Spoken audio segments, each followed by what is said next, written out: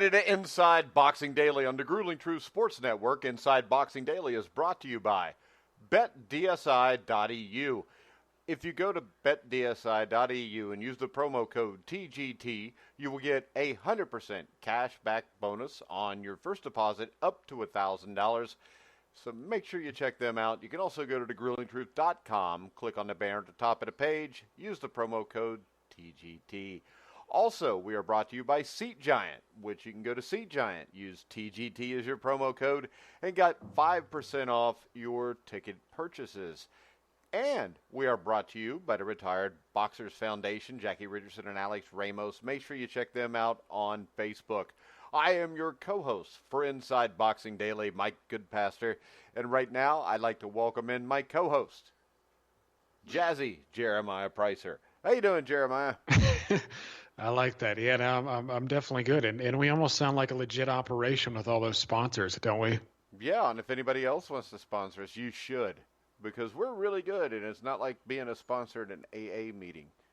And not only that, we are the only daily boxing show. We get tons of listens. We're the only people with no life, so we just talk about boxing every night.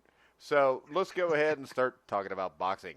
Now, I saw a report today, don't know how true it is, that we soon could be seeing a unification fight between WBA heavyweight champion Andy Ruiz Jr. and WBC champion Deontay Wilder.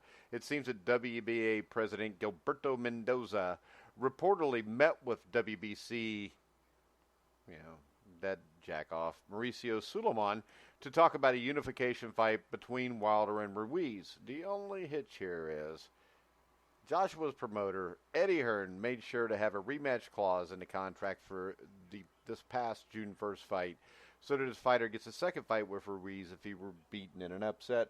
So I don't see where there's much smoke or fire here, because I don't think Eddie Hearn is going to step aside for anything on this.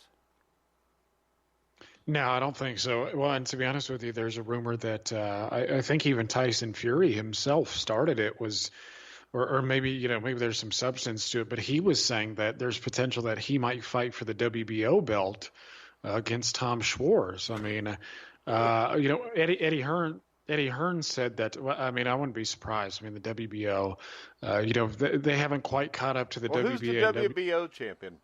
It's Ruiz. Ruiz got 3 of the 4. That's what I thought. Trinkets. So how could they fight for Ruiz's title?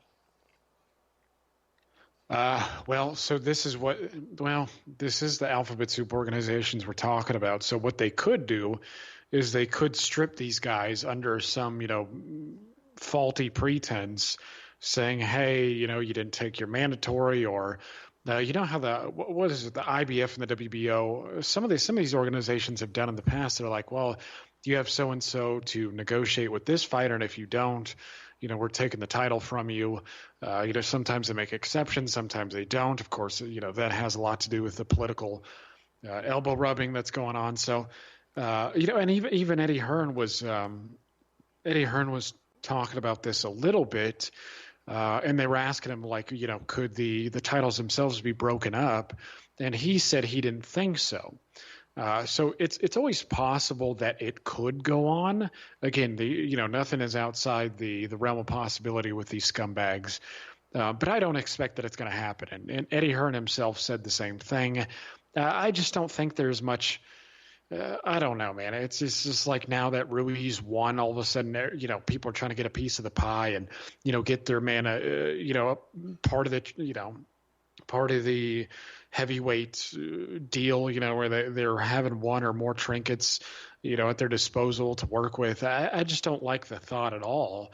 I think it's possible it could take place, but I don't think it's going to happen. I do think that Anthony Joshua is still a big sell, and they're still making a lot of sanctioning fees from him.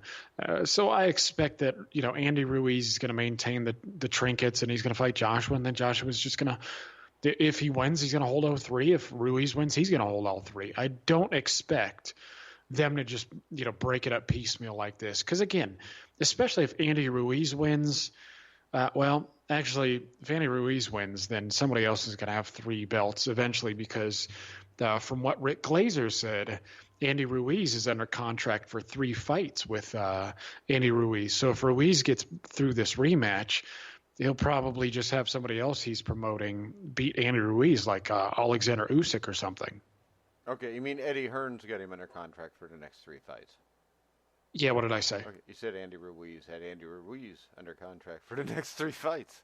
Okay, no, Snickers does. Snickers got a portion of it now, but the Snickers heavyweight championship will also be up for grabs against Anthony Joshua as well. So, yeah, no, it's exciting times. But no, I don't expect them to break it up. I think they're just going to let these guys maintain their status as is and just let things be until they can get a unification.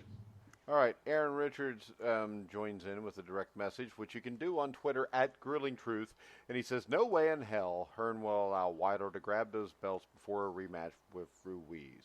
LOL. No way." I agree. Well, yeah, and I'd like to say the thing is with these alphabet trinkets, you can't say anything with 100% certainty. You really can't. I mean, look at what was going to happen with Eddie Hearn and his WBC situation with Devin Haney and Luke Campbell.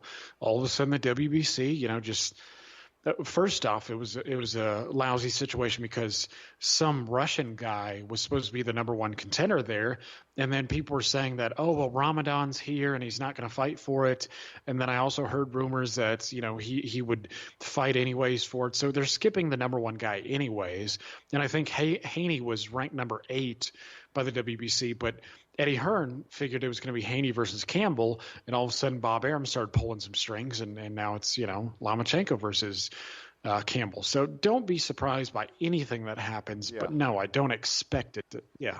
And Patrick on Twitter says the WBO is Bob Arum and Top Rank's choice organization. Somehow I can guarantee that Arum will get that WBO belt for his guy Fury. No, I like this guy. What's this guy's name again? Oh, shit. Who just chimed in? Where the hell? Patrick. Yeah. Thanks for the comment. I mean, that's an educated comment. It sounds like a guy who actually follows boxing. I mean, Bob Arum and the WBO have been in bed together since the early 2000s when Miguel Cotto was at 140 pounds defending the hell out of it, and pretty much every WBO welterweight titleist since Cotto has been under the Top Rank banner, except who is it, Floyd Mayweather Jr. I mean, I think that's the only break-in line that we've had.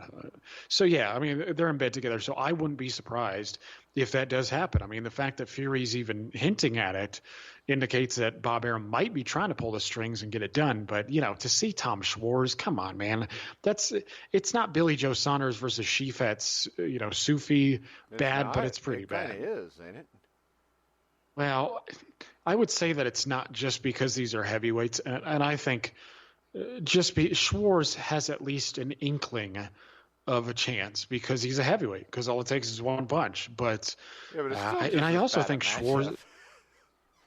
Yeah, I mean, pretty much. Again, the only difference I make is that Schwarz is actually undefeated and he has a puncher's chance. Again, there's not much to tease. There's not much difference between them, but. Yeah. All right. And then we got young Wheezy, I guess that's how you say it, or Wessy, Wessy, who says, "Let's get it. My dog Deontay gonna soon have all them belts." Well, I don't think soon is the optimal word there.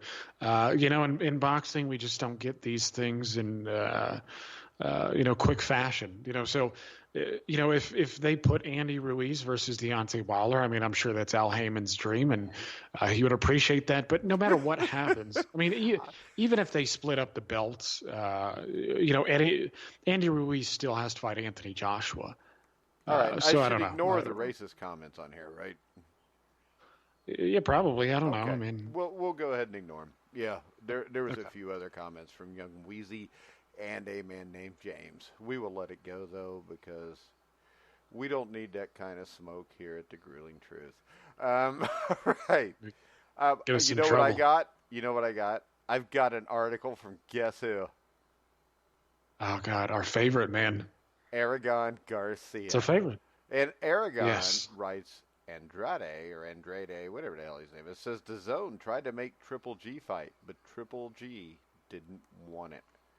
And Demetrius Andrade reveals that DAZN tried to make a fight between him and Gennady Golovkin as soon as he got on board with them, but GGG and his promoter, Tom Loeffler, rejected the fight. Andrade says Golden Boy Promotions boss Oscar De La Hoya know what's happening, and that's why he told Triple G to go win a world title before he starts asking for a trilogy fight against Canelo Alvarez. I would say this. He would have to be a complete dumbass to fight Andrade when he can fight Canelo Alvarez for the middleweight championship, because Andrade is not a champion. The WBO named him a champion. They gave him a belt. That's the extent of this. The middleweight champion is Canelo. Why would Triple G find anybody else? And I've been arguing with this on Twitter with a couple idiots for a while over the last few days. So is Michael Montero. But there is no reason for Gennady Golovkin to accept a fight with Demetrius Andrade. It might as well be, because this Andrade has no chance against Canelo or Triple G. Well, here's my thing is, I did see Oscar De La Hoya's tweets, and I have heard some other people piggyback off that say, yeah, Golovkin doesn't have a belt. Well, didn't Golovkin fight Alvarez when Alvarez had no belts? Yep. I mean, isn't that right? Yep. So what point exactly are we trying to make here? It's that, Golovkin needs to grab one before he's worthy. I mean, it just doesn't make any sense. I mean, it doesn't even sound like a promoter. I mean, honestly, I think he's just talking shit. And that's cool. If he wants to rile people up, that's at his discretion. I don't care. I don't mind all the lipping off. I don't get too worked up about it. I mean, again, because it's hypocritical to say, hey, go grab a belt, when, Golovkin fought Alvarez when he didn't have any belts. So, again, it is what it is there. And another thing, too, is that, the thing with Andrade is he's a good fighter. I'm not going to act like he's not a player in the middleweight division, because he's ranked in the top 10. But the other thing also is that it doesn't make sense to me to say that Golovkin is ducking Andrade to fight Alvarez. Alvarez is the clearly superior operator. It's like, why are you ducking one? Why would you duck a less fighter to fight a tougher fighter? Again, I don't understand that. And I'm sure some people would be like, hey, well, maybe you should have fought Demetrius Andrade before you got the third Canelo fight. Okay, well, Canelo wasn't even fighting that tough of opposition either. He fought Rocky Fielding. Okay, and I think Fielding is better. Which is worse than Steve Rolls. I don't think so. Before you say it, I think Steve Rolls is better, because they both suck ass really bad. Fielding.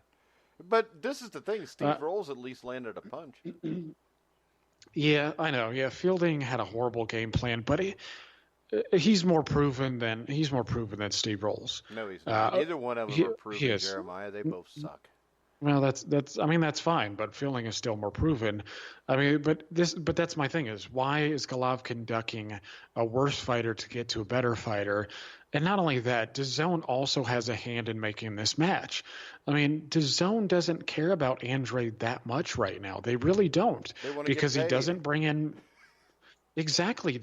So Canelo Alvarez and Golovkin have to justify the huge contracts that they signed, and part of the way they're going to do so is getting two gimme fights, right?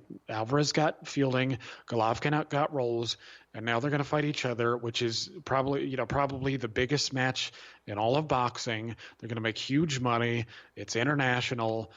Again, what would Demetrius Andrade bring? Yeah, he brings an alphabet trinket, but again, to DAZN, to Oscar De La Hoya, I mean, this is also called prize fighting. Let's keep that in perspective.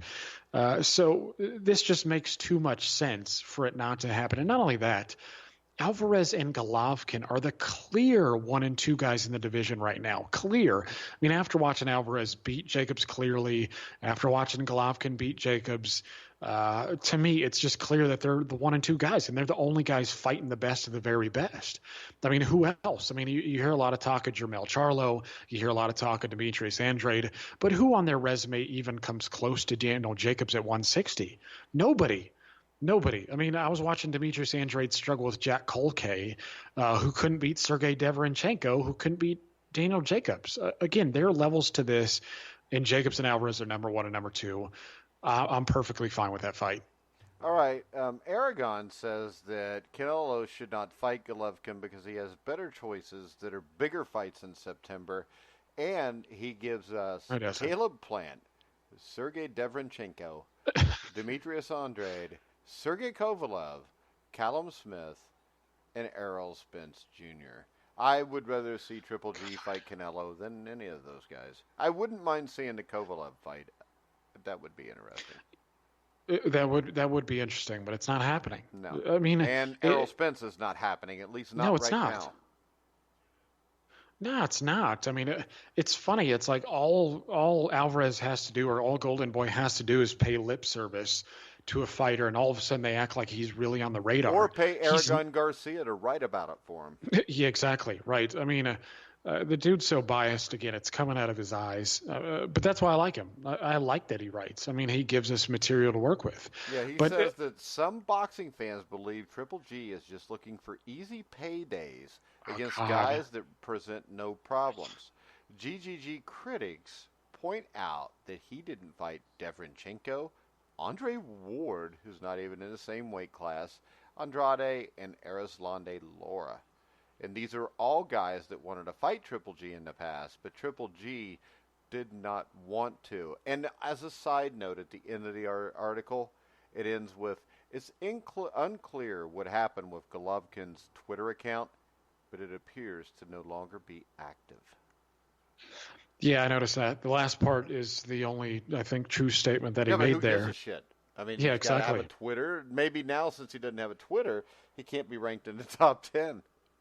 Yeah, exactly. No, I don't know exactly what happened there. I honestly don't care. I mean, Golovkin's doing better things elsewhere anywhere. He's pretty active on YouTube now with genius Young Wheezy again. He put LOL. What's up, man? Little G is getting exposed again. What a bum. If he wasn't white, he wouldn't even get title shots. Okay. Well, is that why he was number 1 for over 4 years before he got a shot at Canelo Alvarez, or before anybody would really fight him? I mean, and first off, he's not all right. Well, I mean, when you God, here we go. All right. Well, so here's the dumb stuff, okay? Is Golovkin is obviously a very good fighter. If in most people's eyes he beat Canelo Alvarez, let's just use the first fight. I don't even care about the second fight. But in the first fight, the overwhelming majority of people had him beating Alvarez. How can you be a bum or overrated or any of that shit if you beat Canelo Alvarez? Alvarez is like top 3 pound for pound right now, arguably number 1. And it's funny because a lot of these people go on about how good Alvarez is, but the fact that Golovkin was competitive against him somehow still seems to indicate that he's a bum or overrated or any of that shit.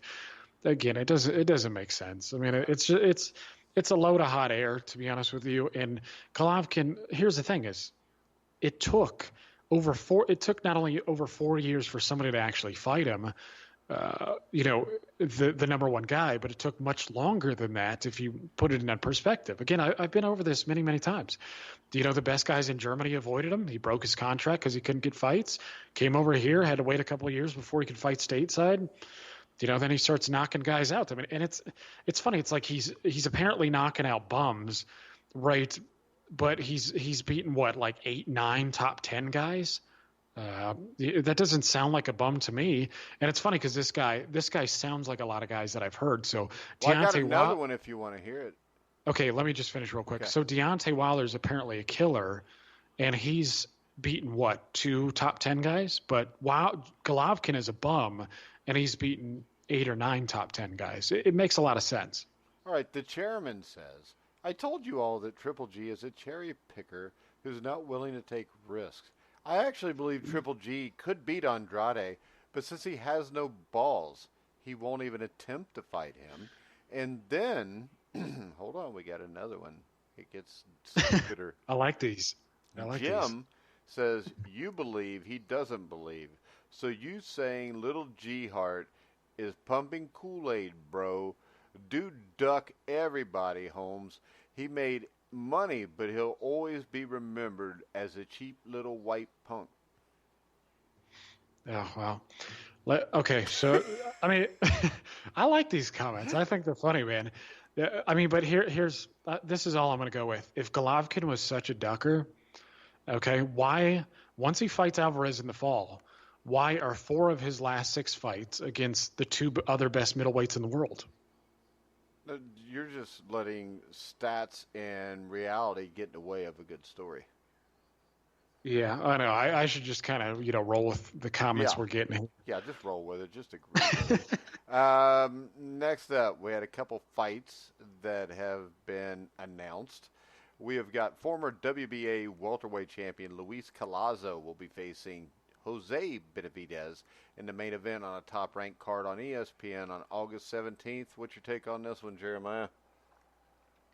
I like that fight. I mean, Collazo is still serviceable. He's still a good fighter.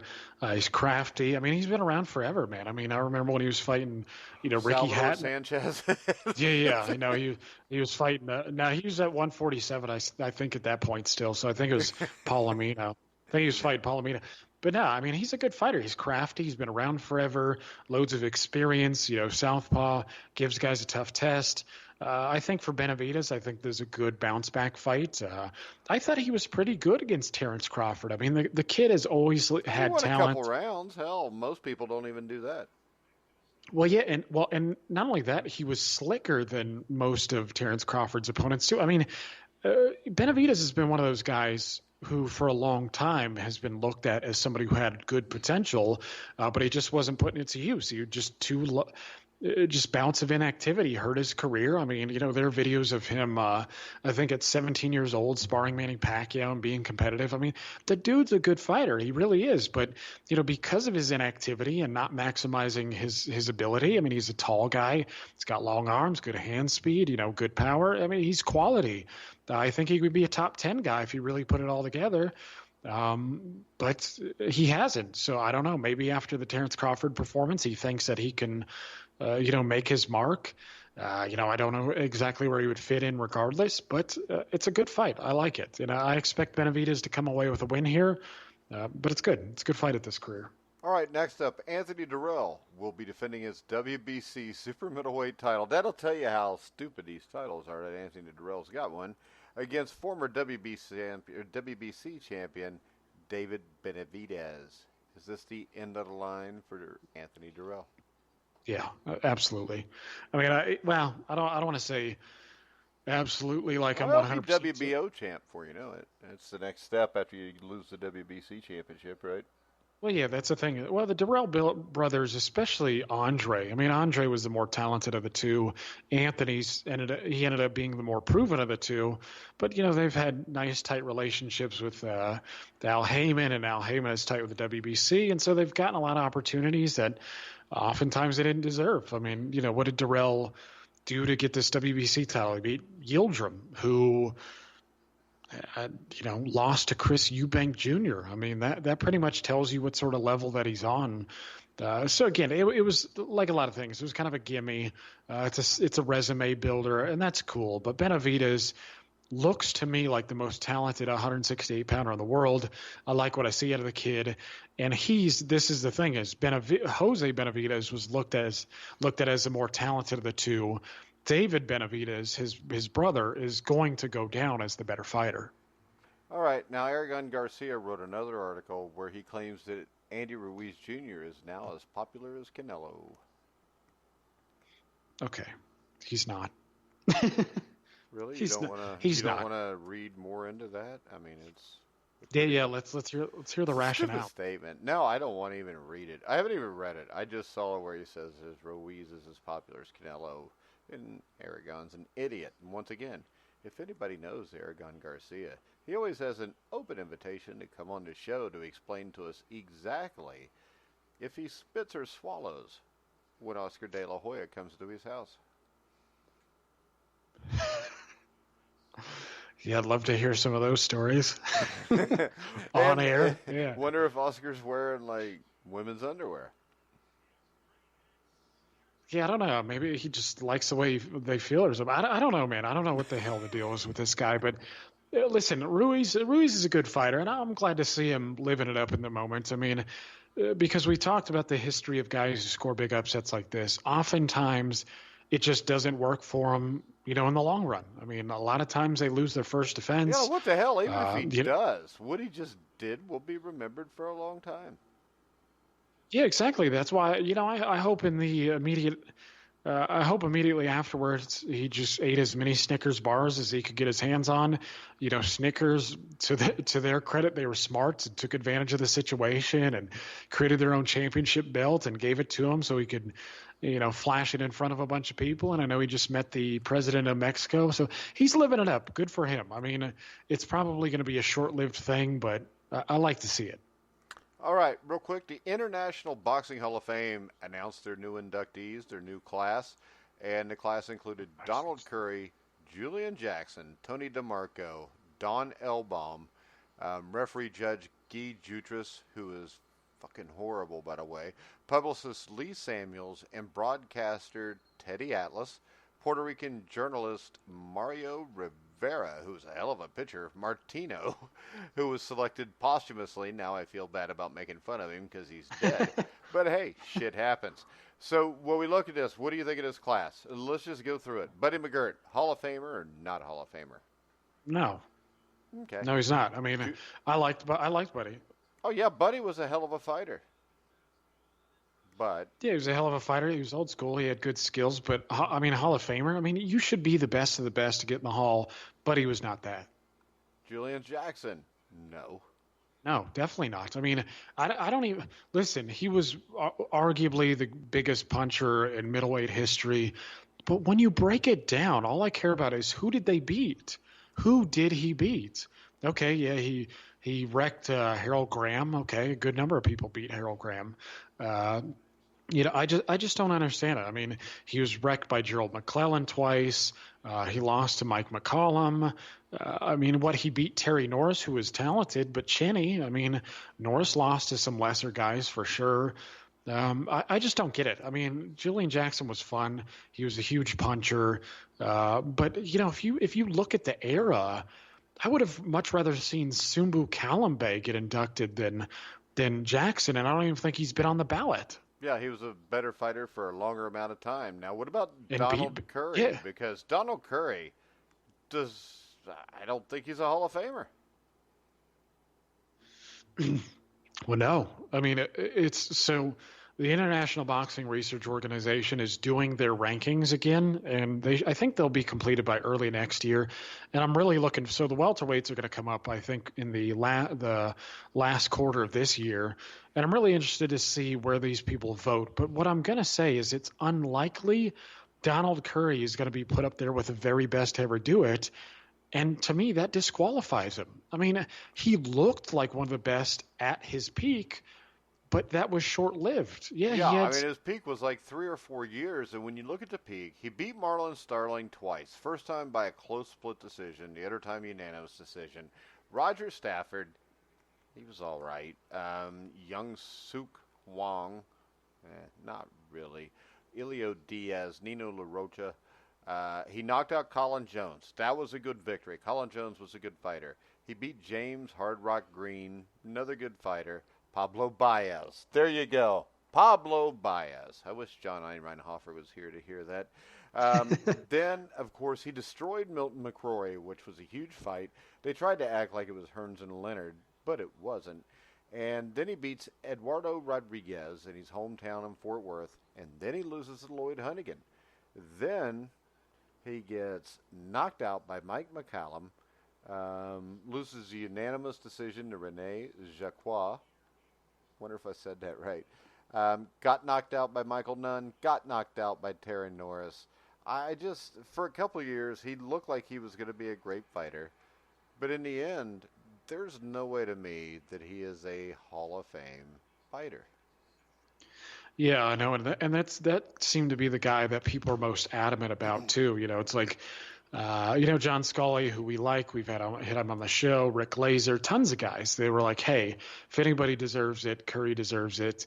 And I suppose when you're comparing him to a lot of modern welterweights, he's up there for sure. But again, to me, you got to be one of the very best to ever do it. He looked the part, didn't turn out to be the part. Well, how So, about this? I don't even think Donald Curry at his best can compete with, I don't know, Sugar Ray Robinson, Kid Gavilan, Sugar Ray Leonard, Tommy Hearns. He's not in that ballpark, and those are the guys that should be in the Hall of Fame. well, so let me ask you something real quick. Where would you rate him?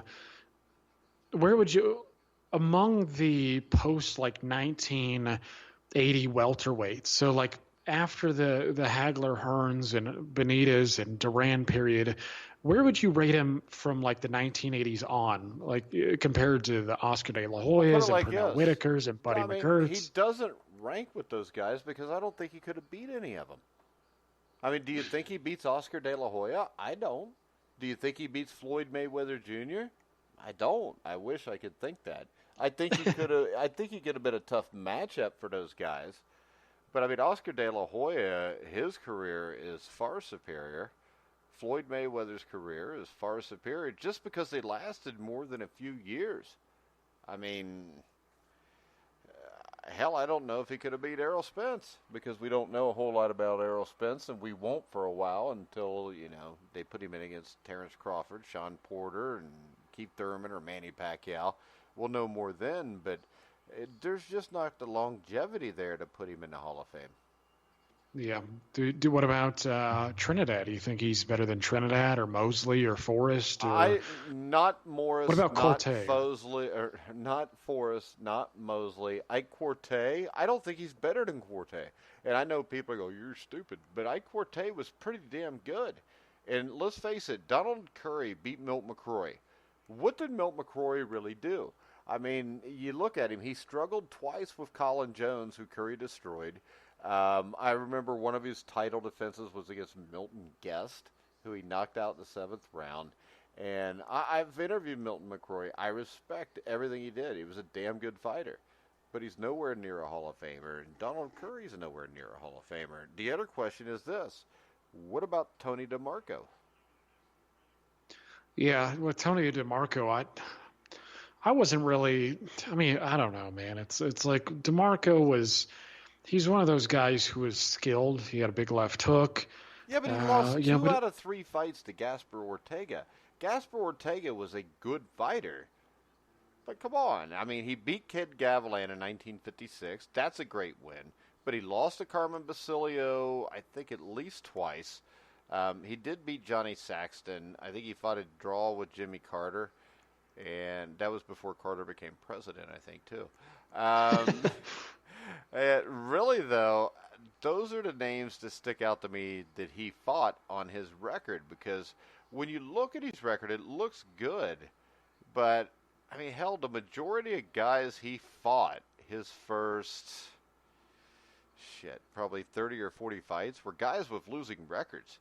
You don't really get a really solid opponent until I think Johnny Cesaro was a good fighter, and he beat Cesaro by like a unanimous decision. I've seen that because I think I got that on a DVD somewhere.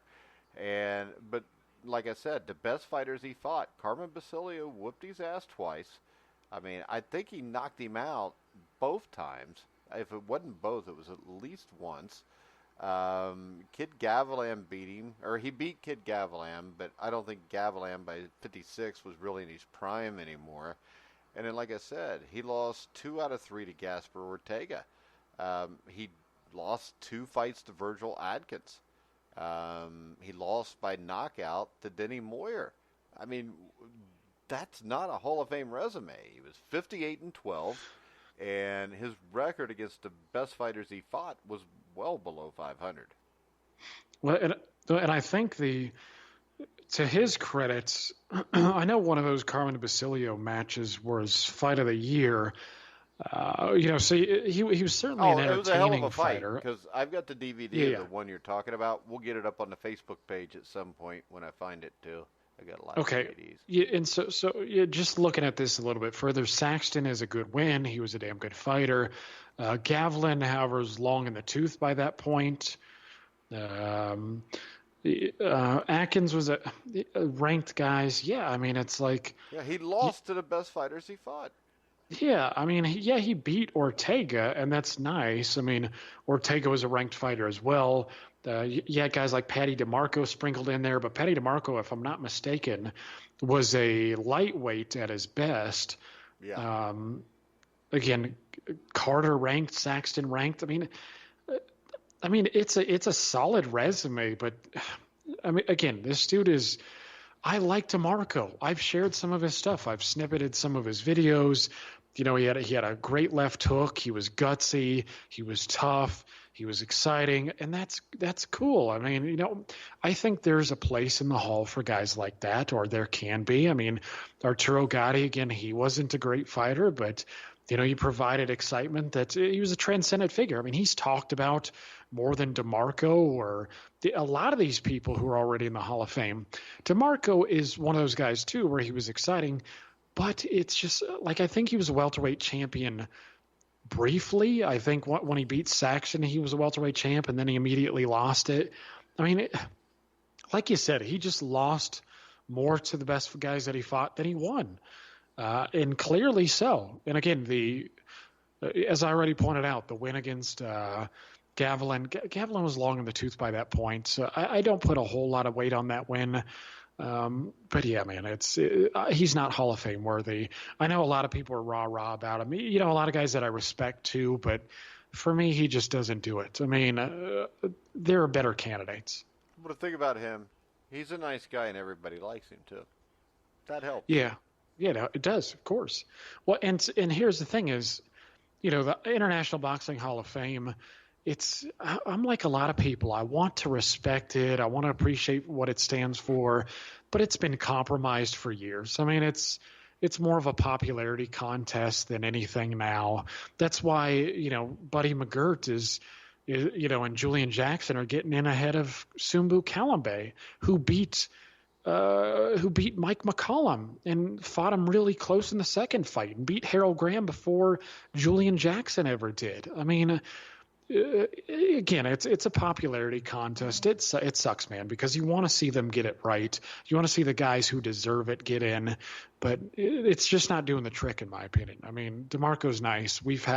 They had him on the Ringside Boxing show not long ago. It's cool, but he just doesn't belong. None of these guys really belong, except the writers and stuff. I think they should put more of them in. Yeah, I think Teddy Atlas belongs. I mean, Teddy. I'm not disagreeing. I don't know, man. Why?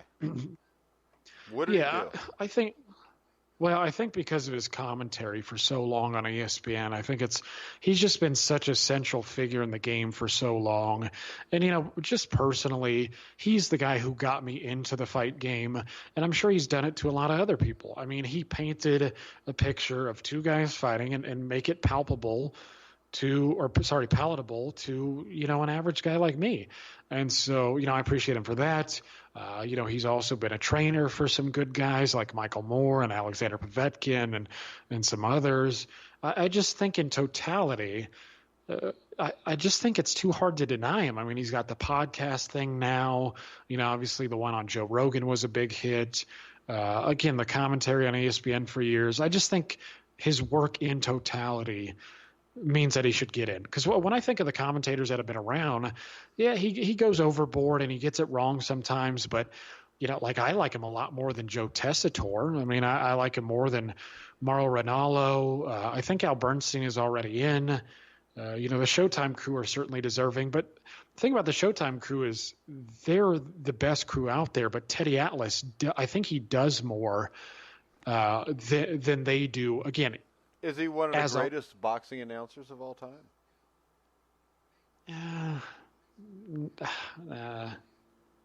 I don't know. I mean, that seems. Come on, he's no Don Dunphy or Howard Cosell even.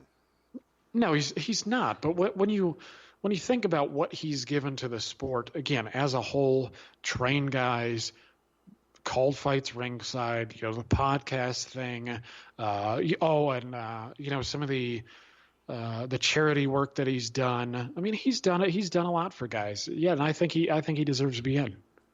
All right. What do you want to talk about for on this day?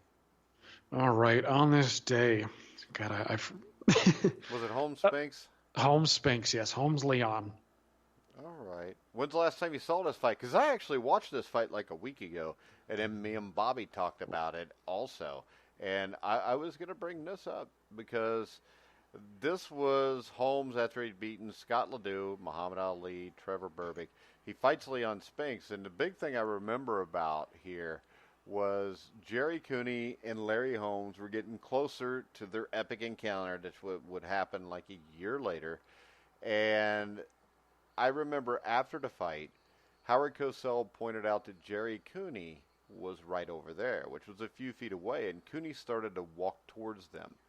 And Larry Holmes said, man, if that boy comes over here, I'm going to smack him. And he jumped up to go after Gerry Cooney. And he accidentally hit Howard in, like, the mouth and busted Howard's bottom lip open. I found that enjoyable, by the way. Why, you didn't like Howard Cosell or what? I didn't, but I did. It's like everybody else was. If Howard was doing it, you wanted to hear it because he was going to piss you off one way or the other. And Leon Spinks, I mean, there were people that gave Leon a legit chance to win this fight. I think it was like a 3 or 4 to 1 underdog, so it wouldn't have been as big upset as Andy Ruiz winning, so to speak. But the thing that stuck out to me here about Spinks was he was obviously a talented fighter. I mean, he won the gold medal in Montreal in '76, beat Ali the first time, loses to Ali the second time, which was basically his own doing, I think, because dude was in jail and getting arrested like every other week, it seemed like, in between the two fights.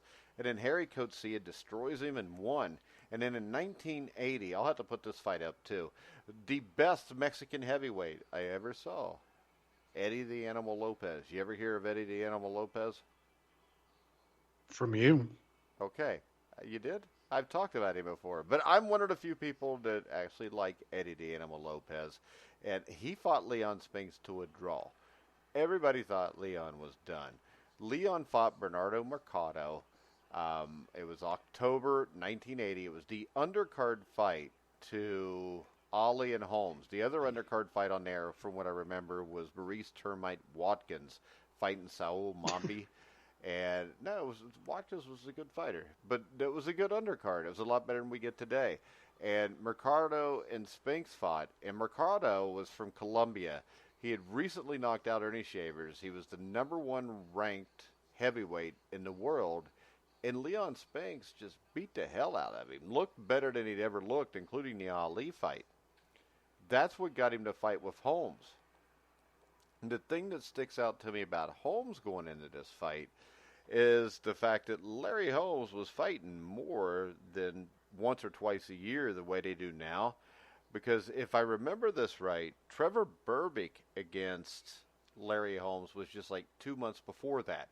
The thing that's interesting to me by rewatching the fight is they fought at Joe Louis Arena as a tribute to Joe Louis because Joe Louis had passed away 2 months before.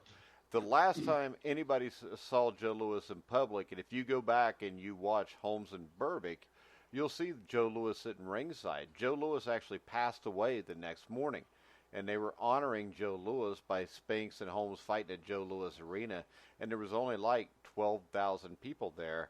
And the undercard to Spinks, and you can verify this for me, because when you gave me the on this day, I think Dokes Gardner was June 12th of 1981, wasn't it?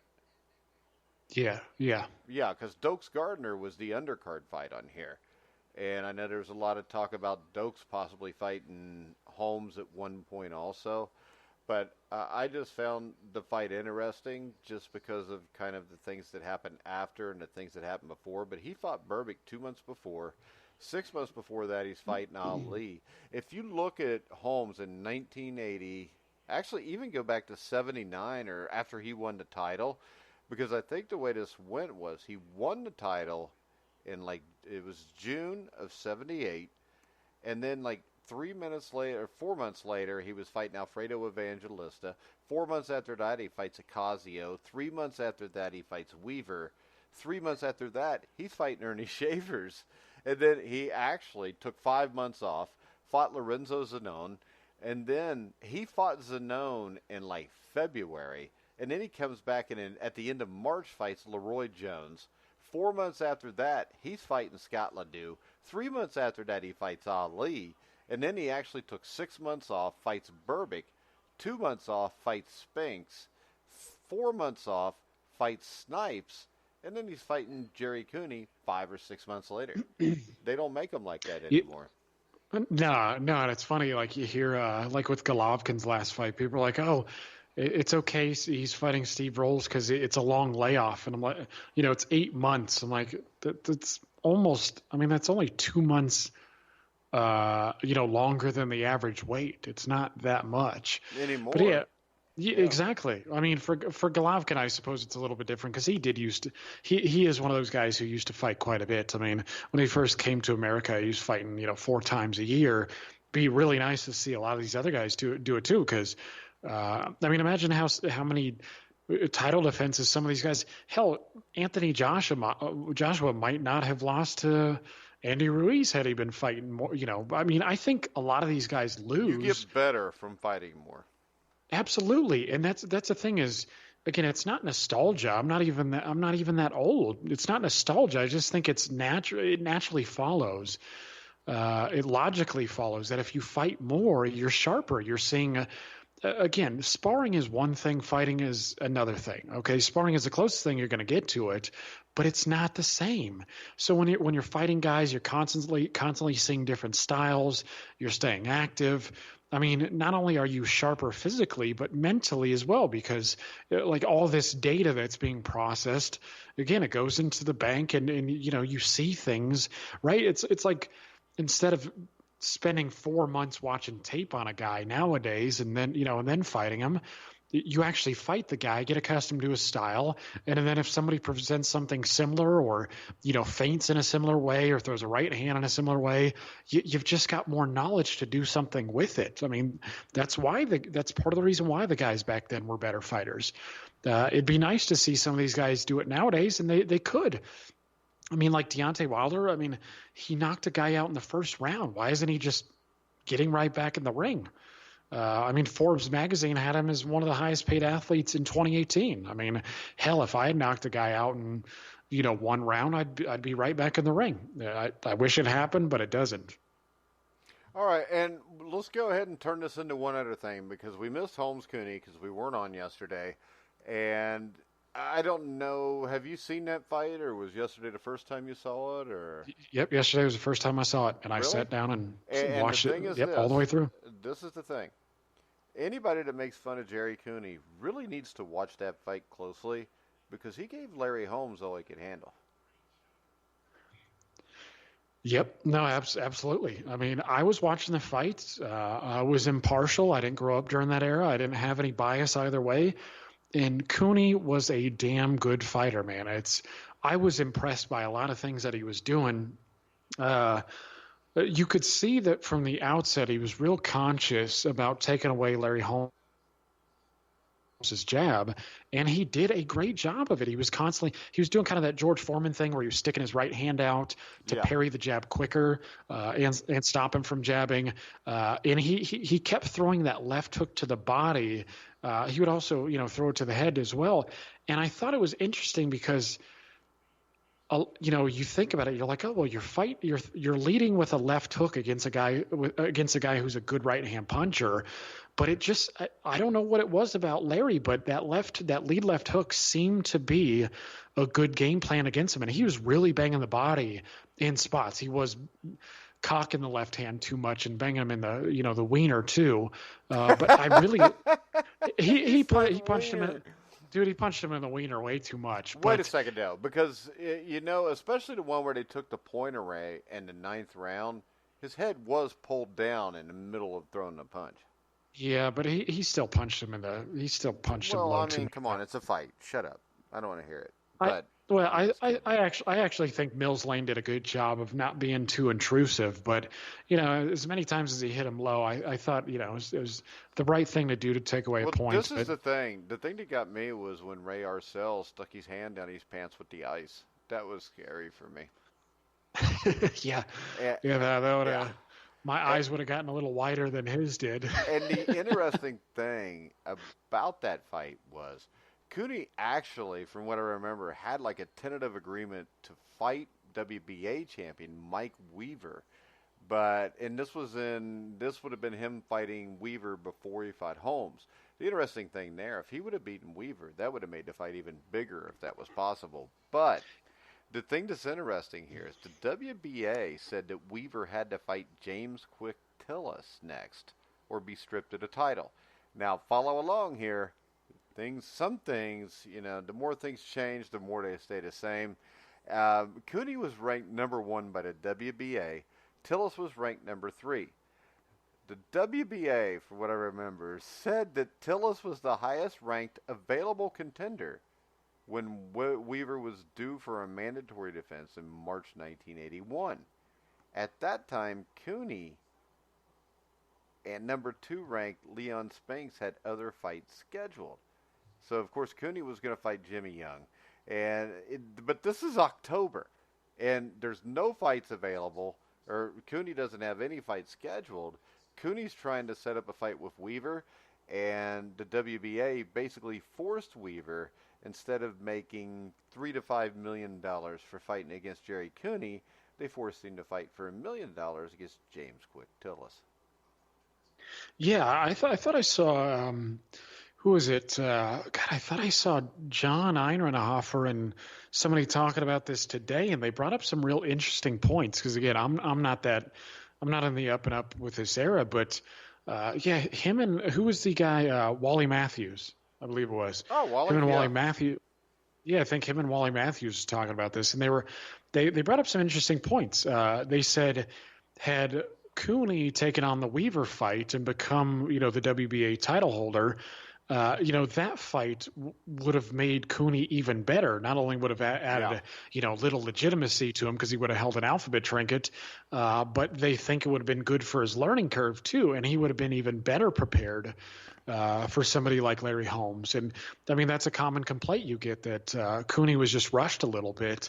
But for somebody who was rushed, he was pretty damn good, man. He was there neck and neck with Holmes the entire way through. I mean, in fact, I actually thought he was the stronger of the two, and I thought his stamina was a bit better too. I mean, Holmes looked like he was starting to breathe pretty heavily. I think, was it around the 6th round or 7th round? Yeah, the 6th or 7th round was the best run on the fight too, wasn't it? It was one of those two where they really went at it. Yeah, it was damn good. And what I think happened is that Holmes was just better adjusted to the championship length, and Cooney wasn't. And Holmes got a second wind and was able to finish the job. But I think, if Cooney had gotten a couple of 15 rounders in there, or 13 or 14 rounds in there, I think he would have been better prepared. But it was a damn good fight. I mean, he was jabbing with Larry. Obviously he wasn't as good of a jabber as Larry, but he was tossing that right, even though everybody tried to claim that he didn't. Well, it wasn't pretty. I mean, but it wasn't as bad as they said it was. Because I remember he cracked Holmes a few times with the right hand in that fight. Yeah, he did, but the problem with him is that he wasn't following through with his right like he was the left, and I don't know if that was, his trainer's fault, or if he just, never intended to develop it or what. But I mean, had he actually put his body behind his right hand better, I think he would have been a rock solid puncher with the right too. But yeah, he was jabbing with Holmes. He would mix it up. I mean, there was actually, what was the round? Damn it, what was the round where he was hurt? He didn't fall, but he was hurt. Cooney or Holmes? Cooney. Are you talking about that? Was that not round 6 or so where he got hurt and then he came back and kind of hurt Holmes? It might have been the 6th. So I remember him being stunned, and then at the very end of the round, or very, very close to it, he actually threw a triple left hook in close. And not only that, I mean, Cooney, I thought he should have done a little bit more of this, but he also seemed like he was willing to mix it up on the inside with Holmes, and he was holding his own. I mean, the dude was a damn good fighter. I was impressed. I really was. I mean, listening to you talk about Gerry Cooney over the years, again, I really haven't seen much of him, but I watched him take on Holmes. The dude was a damn good fighter. I mean, and sometimes I think the perspective needs a change too, because we're often like, oh, well, he lost against Holmes. Okay, but he was nip and tuck Yeah, with and Larry that's Holmes. the best Larry Holmes I think that we saw. I think that night he was more ready for that fight. He was 31, 32 years old. I think after that fight he kind of lost interest, which is why he didn't fight the Michael Dokeses of the world. I think he was just kind of turned off by this whole thing because the thing I remember about this fight, number one, I remember we talk about boxing is not as big as it used to be. Just put it this way. This fight was around the same time Rocky III came out. And I've still got the Time magazine where the cover of Time magazine is Sylvester Stallone dressed like Rocky and Gerry Cooney. That's on the front of Time magazine.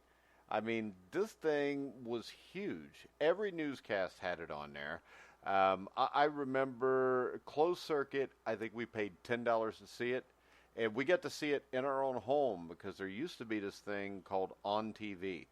On TV was a service where you got this little box.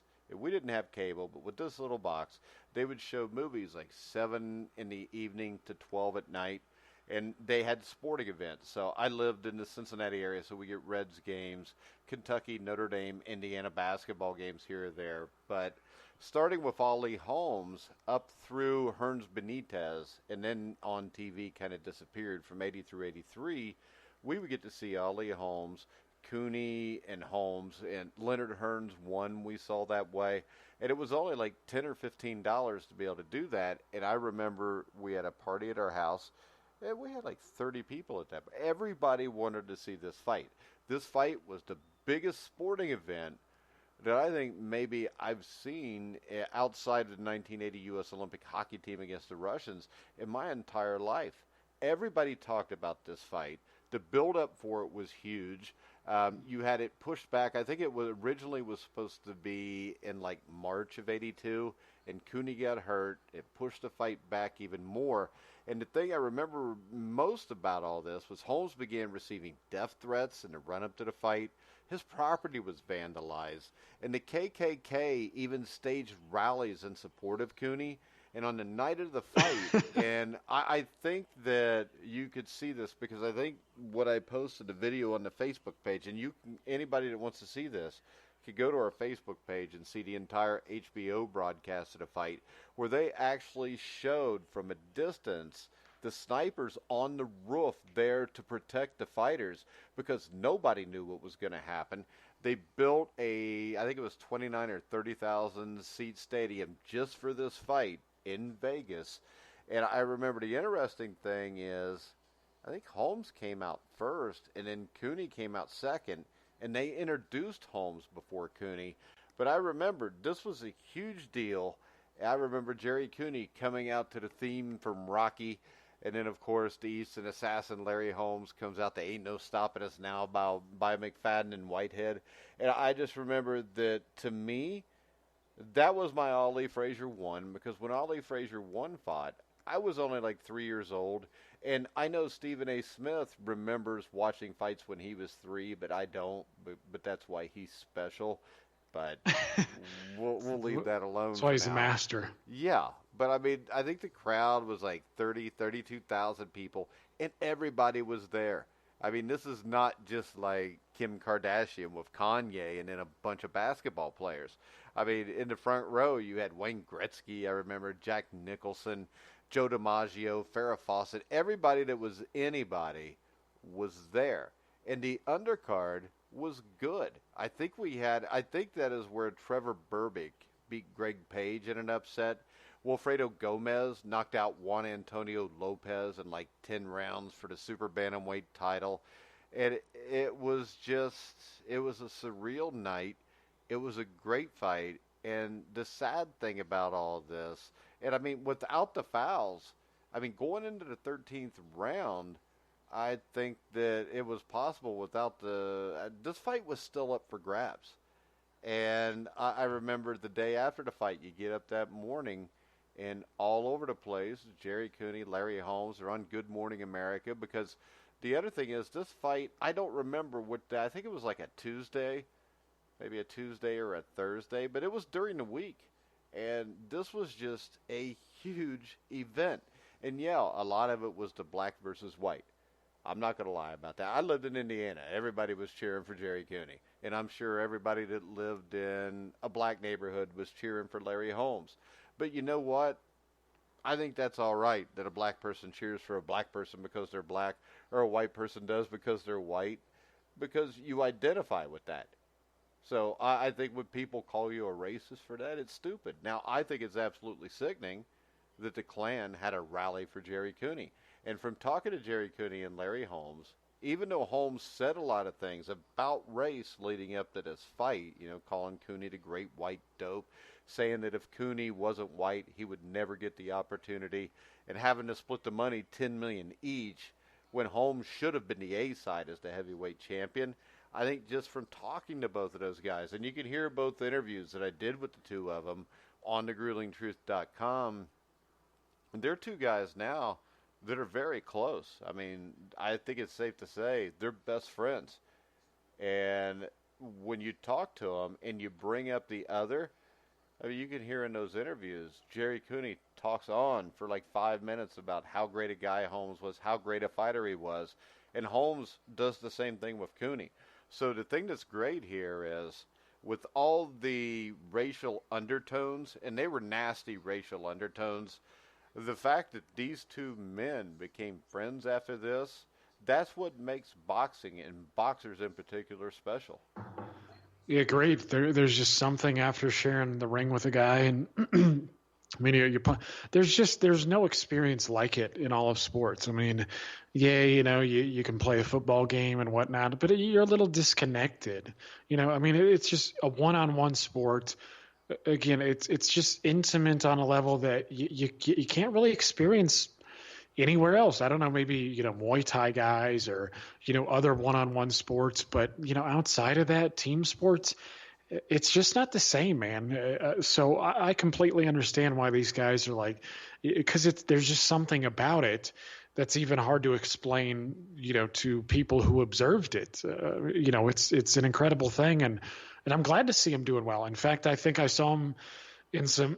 I think they're in Canastota for the Hall of Fame weekend. I thought I saw them taking pictures together. And they're up there together every having Hall fun of Fame and whatnot. Weekend.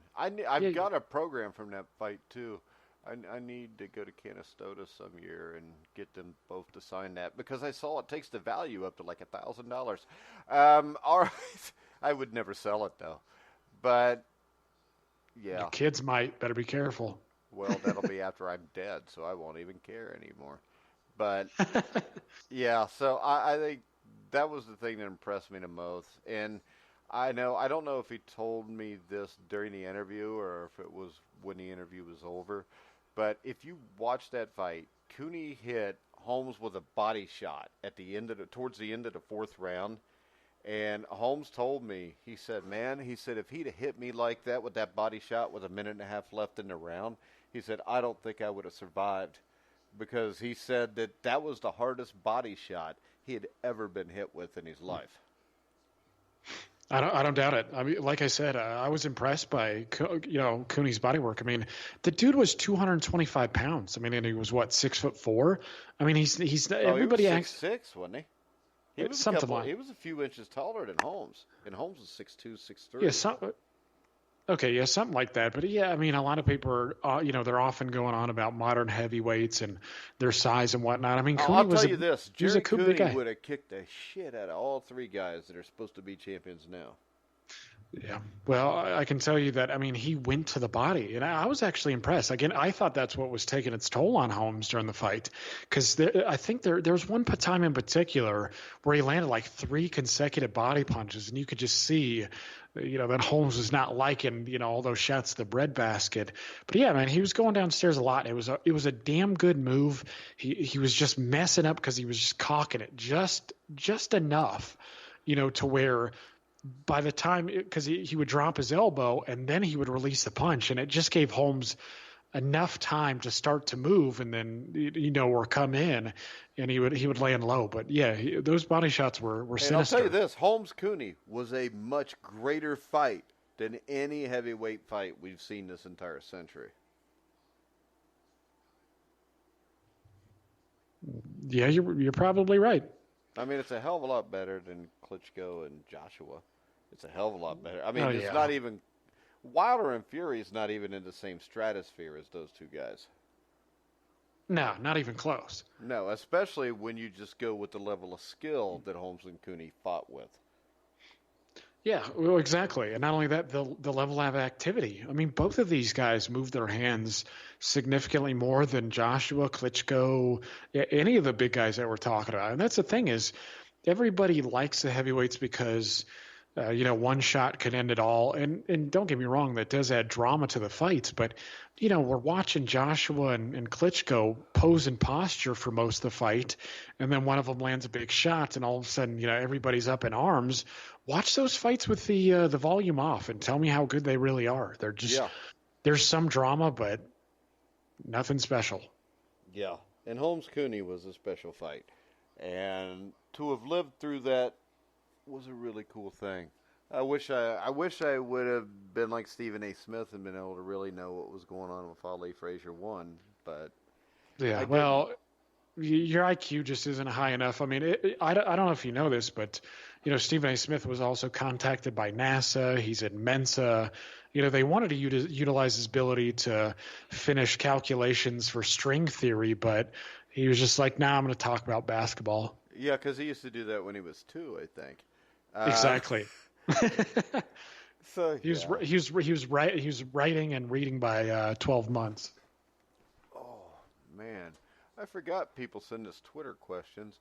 Wonder if anybody sent us any questions. We had a bunch at the start when we was talking about shit that didn't matter. We probably don't, because my phone would have dinged, I think. But all right, guys, we will be back tomorrow night at 11 o'clock Eastern with another edition of Inside Boxing Daily.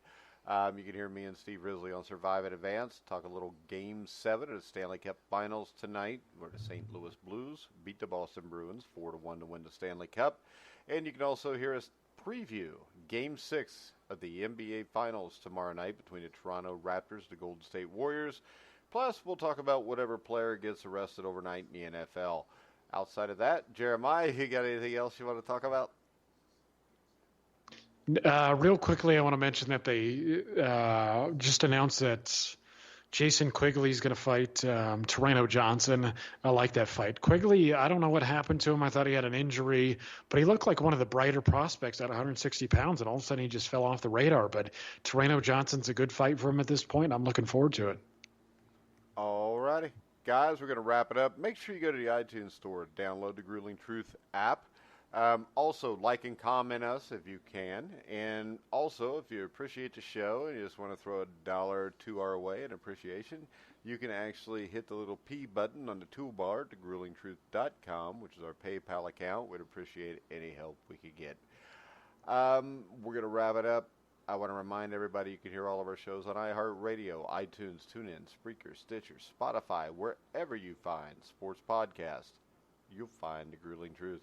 So for Jeremiah Preisser, I'm Mike Goodpaster. You've been listening to The Grueling Truth, where the legends speak.